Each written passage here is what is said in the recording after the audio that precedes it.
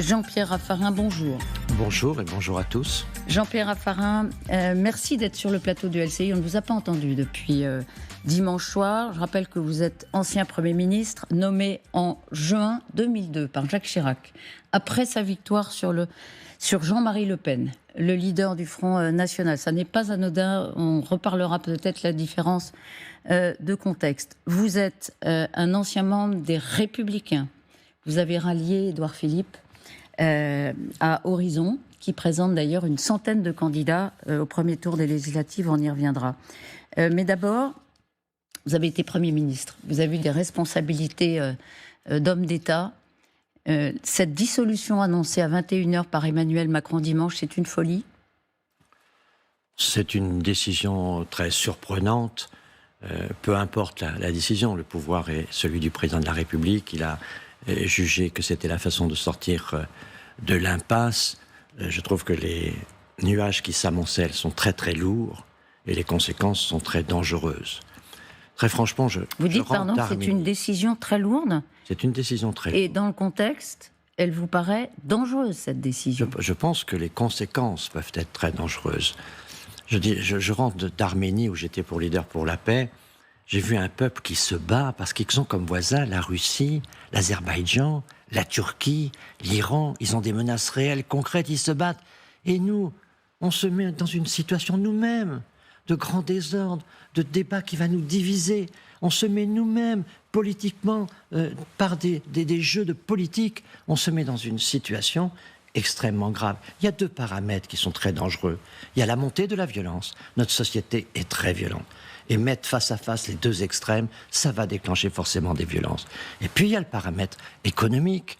On est un pays endetté, on sort du Covid, on sort des difficultés, et il va naturellement y avoir des conséquences terribles sur l'épargne. Et qui va le plus souffrir ? Toujours les pauvres gens, toujours les gens les plus modestes, les classes moyennes. Et donc on a devant nous là, la violence d'un côté, la crise économique de l'autre, finalement l'effondrement de l'épargne des uns et des autres. Donc on est dans une situation extrêmement dangereuse. Mais ce que dit Emmanuel Macron, c'est le danger, il était déjà là. Il était dans la majorité relative, qui rend la France difficile à gouverner de son point de vue, et la poussée de l'extrême droite aux européennes. Et il dit, en réalité, voilà, c'est une réponse. Vous dites que c'est mal ajusté comme réponse ? Non, je pense que aller au peuple n'est pas une faute. Le problème, c'est, de mon point de vue, le calendrier. Il y a les Jeux Olympiques, on est dans une période difficile, on aurait pu choisir un autre calendrier. Je trouve que nous sommes dans une situation là d'improvisation, d'urgence, de sorte de nervosité. C'est jamais bon, la nervosité, pour la sagesse. Je pense qu'une campagne électorale, ça doit se faire dans le temps. Il faut que les forces politiques aient le temps de discuter, de construire des programmes. Donc je trouve que nous sommes dans une situation de nervosité, et quand on a une société qui est de plus en plus violente, on accorde de moins d'intérêt pour la diplomatie, pour le compromis, pour le dialogue. De plus en plus, on cherche des réponses de brutalité à la confrontation. Dans ce contexte-là, il est dangereux de se précipiter, il est dangereux d'avoir de la nervosité.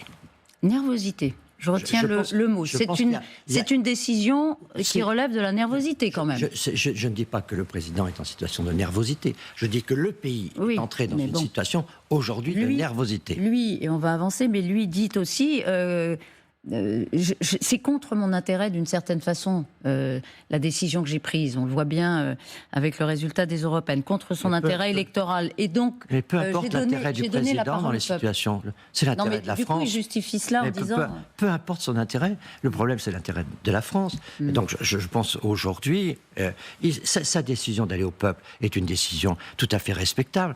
Je pense que le calendrier, et notamment les Jeux Olympiques d'une part, la précipitation d'autre part, tout ceci n'est pas idéal pour une démocratie sereine.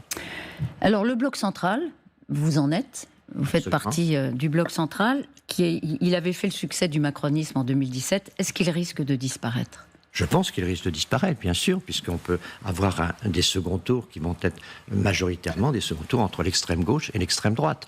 Donc, en effet, le problème aujourd'hui, c'est que la montée des extrémismes, de deux extrémismes, dans une société qui a tendance à se radicaliser, dans une société où la violence monte, on voit maintenant s'affronter à une sorte de manichéisme avec deux forces qui sont des forces radicales. L'adversaire véritable, c'est le radicalisme. Pourquoi le radicalisme? Parce que c'est la non-attention à l'autre. Le radicalisme, c'est, il y a un moment, je passe en force, il faut que je fasse ça, il faut donner un coup de poing sur la table, il faut faire appel à l'autorité maximale et d'un coup s'imposer vis-à-vis de ça. C'est le Rassemblement national. Ça, c'est le radicalisme. Et ça, c'est le Rassemblement national, c'est l'extrême droite. Vous dites c'est l'extrême droite et l'extrême gauche aussi. Mais c'est l'extrême gauche. Un excès d'autorité, c'est l'extrême gauche. Je pense qu'il y a dans les visions de l'extrême gauche aujourd'hui une forme de négation de la pensée de l'autre. En effet, on le voit sur tous les grands sujets, y compris sur le conflit à Gaza. On voit bien qu'il n'y a pas la prise en compte de l'autre. Et c'est ça le radicalisme. Au fond, gouverner un pays, c'est de rassembler, c'est ne pas d'opposer, ce n'est pas de radicaliser. Et aujourd'hui, ces deux forces-là, naturellement, prennent dans une forme d'impasse tout ce qui est les forces centrales. Mais donc ce qu'on voit, c'est la gauche unie, on va en parler de cet accord, et notamment de la prise de position de François Hollande. Mais il y a la gauche unie d'un côté et la puissance électorale du Rassemblement national de l'autre. Donc au milieu LR, et le macronisme risque d'être écrabouillé. Est-ce que c'est le retour du bipartisme? On a beaucoup dit maintenant la France est tripartite. Est-ce que c'est le bipartisme? Je ne pense pas que ce soit là. Non, je pense que nous sommes là dans une situation caricaturale. Cette logique qui va opposer en France deux extrémismes, c'est quelque chose qui est caricatural. C'est la réalité. La réalité est caricaturale. Non, parce qu'il y a un bloc central dans la société française. Il se trouve qu'il est écrasé, mais il va être écrasé par la conjoncture plus que par l'analyse politique en profondeur. Je pense que... Mais il ne va pas être écrasé par les électeurs, Jean-Pierre Raffarin? Il va être écrasé dans cette élection, probablement. Mais encore qu'il faut réexister, et je pense qu'aujourd'hui, le vote raisonnable, le vote responsable, c'est de voter contre l'extrémisme. C'est-à-dire que voter pour des gens qui appartiennent au pacte républicain, et c'est, je crois, très important d'avoir cette logique-là. Donc, tout adversaire extrémiste doit être, je dirais, sorti du jeu politique aujourd'hui. Comment vous faites? Vous avez parce que là où vous avez une caricature, je pense, c'est quand vous dites il y a les LR et les macronistes. Dans ce qu'on appelle les macronistes, il y a des gens très différents. Il y a des gens qui viennent du centre-gauche et il y a des gens qui viennent du centre-droit. Le pôle Horizon est un pôle de centre-droit, qui est un pôle qui a eu des alliances avec Emmanuel Macron, des proximités avec Emmanuel Macron, mais qui est sa force aujourd'hui. Il y a un rassemblement des droites républicaines qui est très important et qu'il va falloir revigorer. Je pense que c'est important. Et puis, il faut s'entendre aussi avec donc les républicains du centre. On va essayer de comprendre. Édouard Philippe donne une interview au Figaro ce matin, donc celui qui a créé Horizon et qui l'anime. Absolument. Il annonce vouloir présenter une centaine de candidats au premier tour et il évoque une nouvelle majorité parlementaire. En tendant la main, alors à qui? C'est une forme de coalition, dit-il. Avec qui? Il est clair que les républicains, qu'ils soient des républicains de droite, qui sont aujourd'hui à Horizon, qui sont aujourd'hui à LR, qui ne suivent pas Ciotti, et puis il peut y avoir des gens de centre-gauche. Dans les gens qui ont suivi Glucksmann, il y avait des gens qui n'étaient pas pour les extrémistes, il y avait des gens des sociaux-démocrates. Ces gens-là, ils sont sans doute pas alignés sur Mélenchon. Donc il y a des gens qui sont certainement aujourd'hui sur l'échiquier politique et qui rejettent l'extrémisme. Il y a un réservoir. Vous pensez qu'il y a un réservoir? C'est très difficile puisque nous sommes dans un manichéisme. Donc c'est vrai qu'il y a une pression des deux extrêmes pour essayer d'asphyxier tout ce qui est le centre et le bloc central. Mais il n'empêche que dans ce bloc central, il y a des traditions politiques, il y a des traditions social-démocrates, il y a des traditions libérales, et ces traditions-là, elles sont dans la vie politique, vous savez, tel un poumon, les blocs politiques évoluent. Donc c'est vrai qu'on sera dans une phase plutôt dépressive, mais globalement, nous sommes là dans une tension, dans une nervosité. C'est pour ça que j'appelle tout le monde à la sagesse. L'adversaire n'est pas X ou Y, l'adversaire c'est la violence d'un côté. Pourquoi vous dites ça? Parce que vous pensez à quel... Parce que je trouve qu'il y a beaucoup de brutalité dans la vie politique. Oui, je trouve que la brutalité verbale précède la brutalité physique. Qu'est-ce qui vous frappe, par exemple? Toutes les injures à l'Assemblée nationale, quand vous voyez les débats à l'Assemblée. Vous vous rendez compte, un pays, une maturité, ce grand pays de la civilisation des Lumières, qui a des débats à l'Assemblée nationale avec le recours aux insultes permanentes. Il y en a eu, au Parlement oui, au XIXe siècle, sous la Troisième République. Bien sûr, mais quand on voit aujourd'hui la brutalité qu'il y a et dans la rue et dans le débat politique, on se dit qu'aujourd'hui, nous ne sommes pas une démocratie sereine. Et j'appelle tout le monde à la sérénité. Alors, on se calme, on respecte les uns et les autres. Il faut contenir... La politique, c'est l'altérité, c'est la reconnaissance de l'autre. Et c'est clair qu'il faut aujourd'hui éliminer ce qui est radicaliste, c'est-à-dire tous ces extrémistes, qu'ils soient d'extrême droite ou d'extrême gauche. Vous le situez où, Éric Ciotti ? Éric Ciotti, il est dans le bloc de l'extrême droite maintenant. Non, Éric Ciotti qui a donc annoncé son ralliement au Rassemblement national. Vous avez été LR. Qu'est-ce que ça vous a inspiré, ce ralliement ? J'ai quitté les LR quand les LR ont refusé de choisir entre Macron et Le Pen. Donc il est clair que pour moi, jamais d'entente avec le Front National. Ça a été clair, c'est une ligne politique, c'était celle de Giscard, c'était celle de Chirac, j'y suis resté fidèle et j'y resterai fidèle. Alors qu'est-ce qu'il fait, Éric Ciotti ? Donc pour Éric Ciotti, il a rejoint le bloc de l'extrême droite. Pourquoi ? Il l'a fait pour les raisons qui le concernent. Je ne veux pas faire de polémique, j'appelle à la sagesse. Donc il est dans le bloc extrême droite. Maintenant, est-ce que Jacques Chirac, pardon pour cette évocation et cette expression un peu triviale, mais est-ce qu'il s'est retourné dans sa tombe, Jacques Chirac ? Bien sûr qu'il a toujours été un combattant contre l'extrême droite, et donc contre toutes les formes d'extrémisme d'ailleurs. Et donc il est clair que la fidélité à Jacques Chirac, c'est naturellement, forcément, un désaccord structurel et naturel avec le Front National, le Rassemblement National aujourd'hui. Et qu'est-ce qui reste de LR ? Est-ce que c'est une décomposition de votre ancien parti ou c'est une recomposition ? Non, ça a toujours été qu'il y a eu des droites. René Raymond a écrit sur ce sujet, les droites bonapartistes, les droites orléanistes, il y a plusieurs droites, ça a toujours été quelque chose de pluriel, la droite. Il est clair qu'aujourd'hui qu'il y a une force d'extrême droite très puissante et que le centre droit est plus restreint aujourd'hui. Il faut le remobiliser parce que ce qui compte, c'est de lutter contre l'extrémisme, c'est-à-dire contre la brutalité, contre la violence dans la société, cette violence qui est aujourd'hui une violence verbale, qui pourrait être demain une violence physique, et qui va être aussi une violence économique. Mais les militants LR, Éric Ciotti dit que ils suivent son ralliement. À l'instant, Jordan Bardella annonce 70 accords de circonscription entre LR et le RN. L'intendance ne vous suit pas. Les militants, ils sont tentés. Non, mais ça... Qu'est-ce que vous leur dites ? Qu'est-ce que vous leur dites ? Je dis que l'alliance est contre nature, qu'on ne peut pas avoir une alliance avec l'extrémisme. Pourquoi ? Parce que nous sommes des gens... toujours de l'extrémisme ? Parce que la différence entre un démocrate... Quelle est la différence entre un démocrate et un populiste ? Le démocrate, il cherche à rassembler. Le populiste, il cherche à radicaliser. Peu importe le nombre de gens que j'ai avec moi, l'essentiel, c'est qu'ils soient très engagés, qu'ils soient, comme dit Trump, capables d'aller. Mais on voit bien, l'image électorale est une chose. Ce qu'est l'histoire de l'extrémisme, ce qu'est l'histoire de ces pensées politiques, ce sont des approches de radicalisation. J'ai raison, l'autre a tort. Et donc, c'est une mobilisation sur une altérité remise en cause. Le fond de l'affaire, c'est cela. C'est la brutalité qu'il y a dans cette pensée politique. Et ce qu'est la pensée de tous les extrémistes. Moi, je suis pour le rassemblement. Et le rassemblement, c'est forcément une logique plus difficile, une complexité, car il faut avoir des gens qui ne sont pas forcément d'accord. C'est toujours plus difficile. Mais l'altérité, c'est la reconnaissance de l'autre. Et si je nie l'autre, je vais à la violence. Est-ce que vous pensez que la société française s'apaise ? Vous regardez la politique depuis un certain temps. Vous la voyez monter, la violence ? Vous n'êtes pas inquiet pour voir aujourd'hui la situation de la violence dans la société ? Est-ce que vous pensez que l'appel à la raison est entendu aujourd'hui? Est-ce que vous pensez que la course à la violence va continuer? Est-ce qu'on va continuer comme ça à être spectateur de cette violence que l'on voit partout aujourd'hui, et que la violence pour résoudre les conflits? Alors, je vous donne un exemple. C'est intéressant parce que hier soir, dans la grande confrontation sur LCI, la parole a d'abord été donnée à une électrice RN. Qu'est-ce qu'elle a dit? Je suis commerçante, il y a des étrangers qui ont envoyé un parpaing dans ma vitrine. Voilà, c'est ce qu'elle dit. Et moi, je veux essayer le RN. Qu'est-ce que vous lui dites?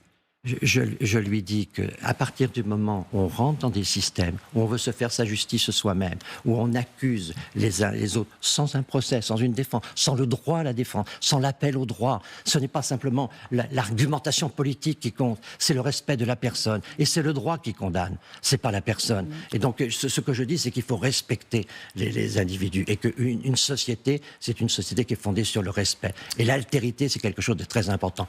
Et l'extrémisme, c'est ce qui remet en cause l'existence de l'autre, et en tout cas le droit de l'autre à exister. Le Rassemblement national est favori à ce stade. Jordan Bardella serait, si ça était le cas, le 7 juillet, peut-être appelé à gouverner depuis Matignon. Hier, il a publié une vidéo dans laquelle il se situe comme Premier ministre en disant « Mon programme, on l'écoute ». Comme Premier ministre, mon action s'établira en 2 temps. Le premier temps sera celui des urgences, le pouvoir d'achat. Le deuxième temps sera celui des réformes, le retour de l'autorité, le redressement de nos services publics comme l'école et la santé, la mise en place d'un système de retraite plus juste, comme nous nous y sommes engagés pour permettre à ceux qui ont commencé à travailler très tôt de partir en bonne santé, la simplification de l'économie ou encore le soutien à la croissance. Oui, ça, c'est pas l'image de la violence, de l'extrémisme, c'est un jeune homme. Non mais madame, quand même, vous connaissez des gens qui vous diront « Je suis pour une réforme moins juste, je suis pour plus d'inégalités ». Ce qui dit là, tout le monde veut l'entendre, naturellement. Alors si c'est ça le discours, qui est le discours de séduction, naturellement, c'est aujourd'hui un discours typiquement populiste. Je veux la justice, je veux l'ordre, je veux que vous soyez heureux. Oui, si c'est ça simplement la conviction politique, si c'est ça le respect de l'autre, je pense qu'on risque d'avoir quelques difficultés dans l'avenir. Parce qu'il va falloir gouverner. Et gouverner, c'est faire face à des choix. Sur les retraites, par exemple. Ça n'est plus une priorité pour le Rassemblement national. Et d'ailleurs, la réforme qui arrive secondairement, on ne sait plus très bien où elle va. Vous comprenez la façon dont ils adaptent le discours pour ne froisser personne. Mais je comprends bien ça. Mais vous voyez déjà les taux d'intérêt ?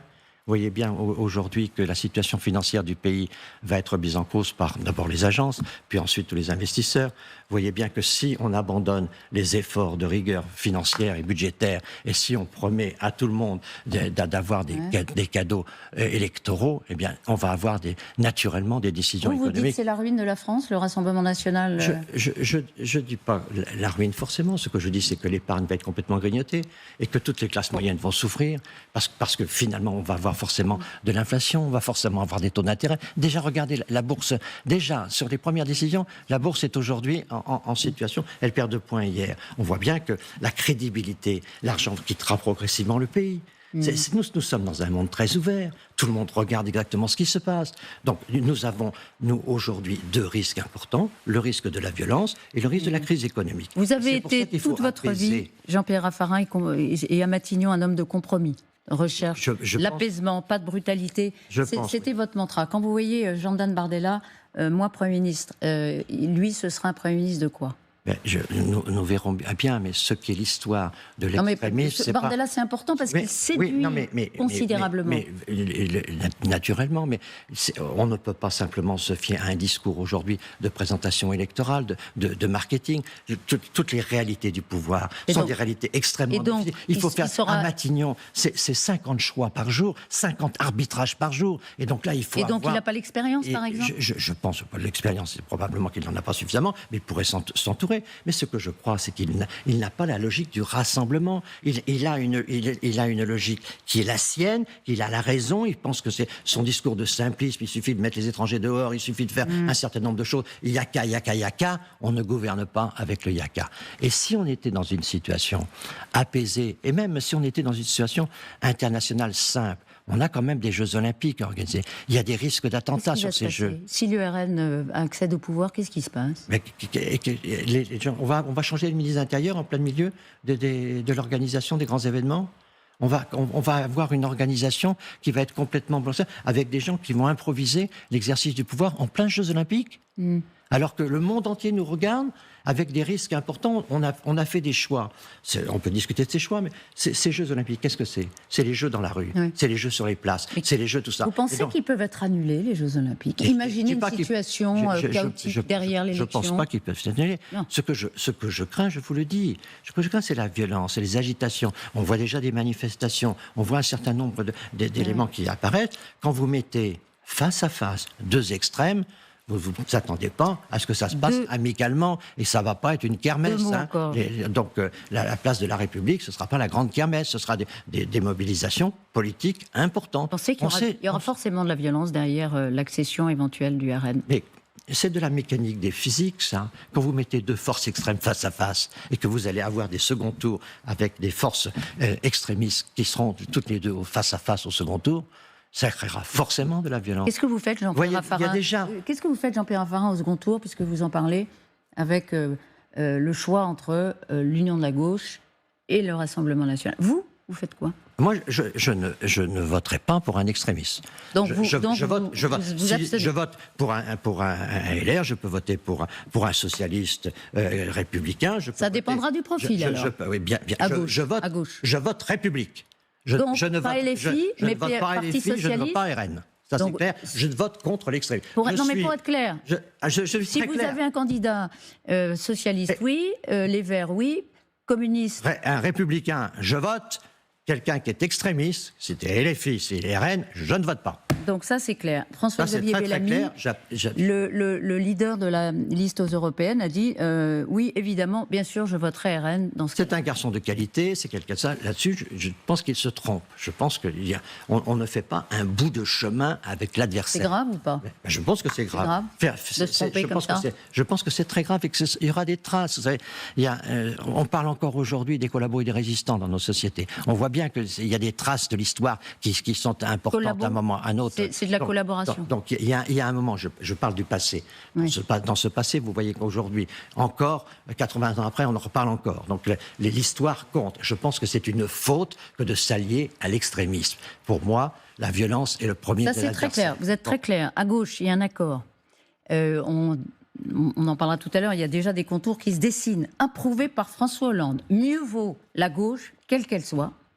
Il n'a pas eu le distinguo. Je suis très déçu par ce propos de François Hollande. J'avais du respect pour lui. Je suis très déçu par le fait qu'ils ne reconnaissent pas la vérité. La vérité, c'est qu'ils ne sont pas capables de gouverner.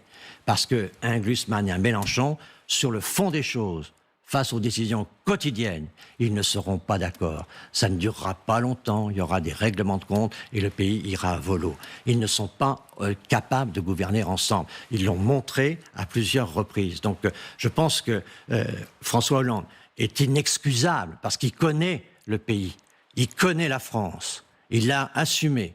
Il connaît la gauche, il connaît les difficultés qu'il y a avec des extrémistes, il connaît la différence qu'il y a entre des gens qui, comme le Parti communiste, ont des respects de la République, mais comme les LFI, on les voit avec un certain nombre d'attitudes qui sont des attitudes extrêmement dangereuses pour le fonctionnement d'une société. Dans ce contexte-là, je trouve que François Hollande n'est pas à la hauteur de sa propre histoire.